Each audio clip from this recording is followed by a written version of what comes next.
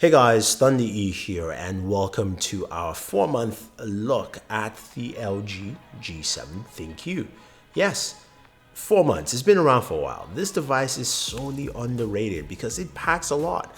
But we're already talking about the LG V40 ThinQ. I had to think about the naming structure there because that's the latest device that's going to be coming out from LG. They sent out invites for it, but I really want to get back to the G7 ThinQ and what it brings to the table, how I've used it for this time, and how it's something that, again, has been sorely underrated. Now, the G7 ThinQ, we did our 30-day review. We looked at different aspects of this device, and I've used it from quite a bit. Now, it's not a daily driver for me. I've used it on and off. I got back again. I used it for about 2 weeks just to get my hands back on this device. And some of the things I do like still maintains. Now, the G7 ThinQ, the most important thing for me on this device is the built-in quad DAC. That is one thing that LG has done well in the audio department, and they have not failed on this device. Whether you're plugging in your headphones, it doesn't matter what kind of headphones you're using. Like, for instance, the brand new piano headphones, which are actually pretty good. They're only like $59.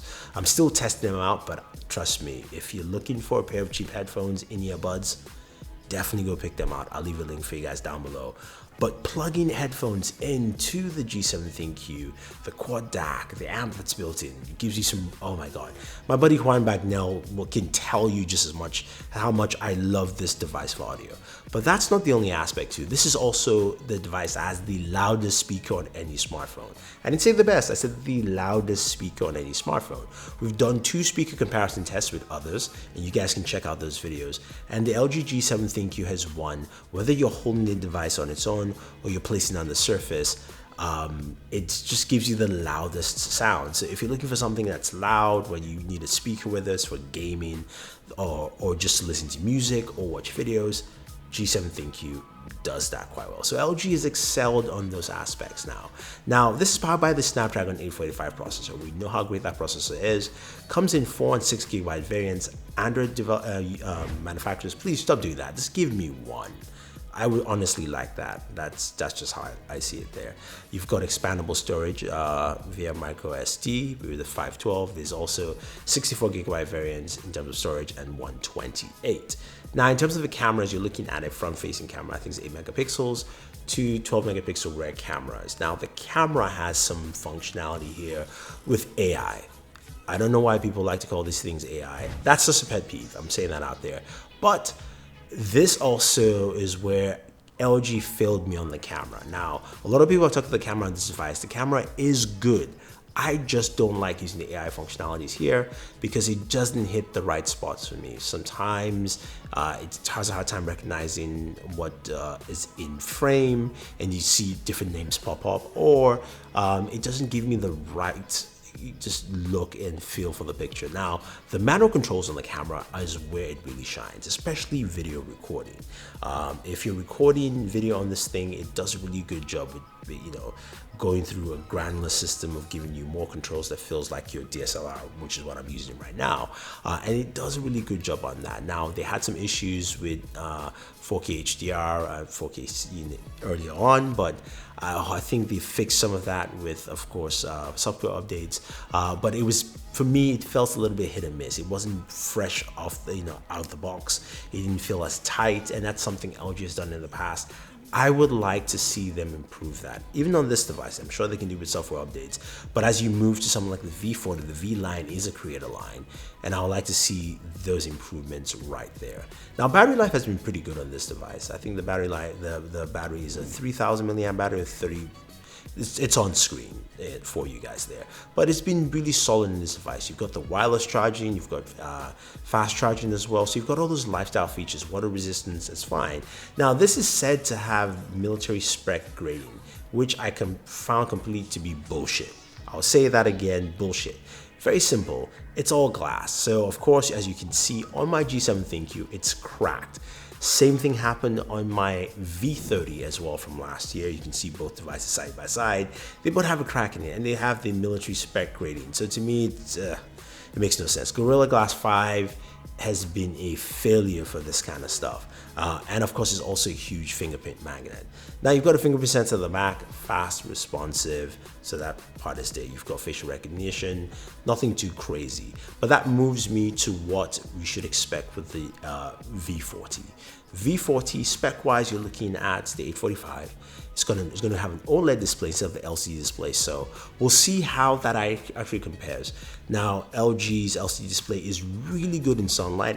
We did a video test on that as well. You guys can go check that out. We'll like to see how the OLED display, the pure OLED display on the V40 handles. You're looking at 6 gigs of RAM on the V40. You're looking at storage up to 128 in terms of rumors, but 3 cameras at the back. One that will include a telephoto and a wide. LG usually does a wide angle lens. The telephoto here is to improve the bokeh modes, and of course you have a standard camera as well. A dual camera setup with a front 8 and a 5, and of course this time we're hearing stereo boom speakers for the V40. So that's going to be pretty cool, and a bigger battery, I think at 3300 or so. So there's a lot of things that will help improve what they've done with the G7 and as they move to the V40. Now that being said, that doesn't mean this device I'm holding in my hand is a bad device. It's really solid. As I said, audio is something that's stellar here. Video recording is really good. Photos is good. It's not as good as it should be. That's the way I'll actually put it for you. Got really solid battery life. Software, I would like to see LG make some changes with the software. There's nothing wrong with it. It just feels like there's a lot more. A lot of other manufacturers have kind of trimmed down the look and feel. The LG G7 ThinQ feels a little bit more cumbersome. So hopefully that changes with the V40. That's what I think. That's just my own thought process there with this. But I do like the device. It's light, it's portable. When I say portable, it just feels light. It doesn't feel heavy like, say, like the Galaxy Note 9 or even the Galaxy S line, which actually feels heavier than this. I think there's a lot to see with this device that if you're looking to pick up the device now, this will give you a lot of bang for your buck. I think it's running from about $449 right now or something like that. This is an absolute steal because you're still getting high-end processor in here. You're getting a lot of functionality on this device. You're getting a solid camera. You're getting a fantastic audio experience. Now, as I'm talking about this device here, I say, yes, definitely go pick it up if you want to pick up something cost-effective that still has a premium feel and also is a top-tier device. But as we move to the V40, I hope the V40 can separate itself from just being an improved G7 ThinQ. That's what I'm afraid of because of the design aesthetics look similar from all the leaks. Plus also you have the notch. Now, some people ask me about that. Do I like the notch or not? I have covered the notch completely and it's made my bezels thicker, which is for me personally kind of annoying. I just don't like the notch and I don't like that whole system of covering it. Stop. Make notchless devices or thinner bezels, please. Just don't do that. We'll just have to wait and see how the V40 handles. But I think for most people, if you're looking to save money, picking up the LG G7 ThinQ is a good buy. I think you'll like it. I think you get good use functionality of it. You will love the fact that the headphone jack is there, not just because it's there, but because it gives you absolutely fantastic audio. That's one of the things I love about this device. And also all the other features are really solid altogether. So if you have any questions or any comments about the G7 ThinQ after 4 months, or you're thinking to pick up the LG V40 ThinQ and you want to leave some thoughts on that, let me know.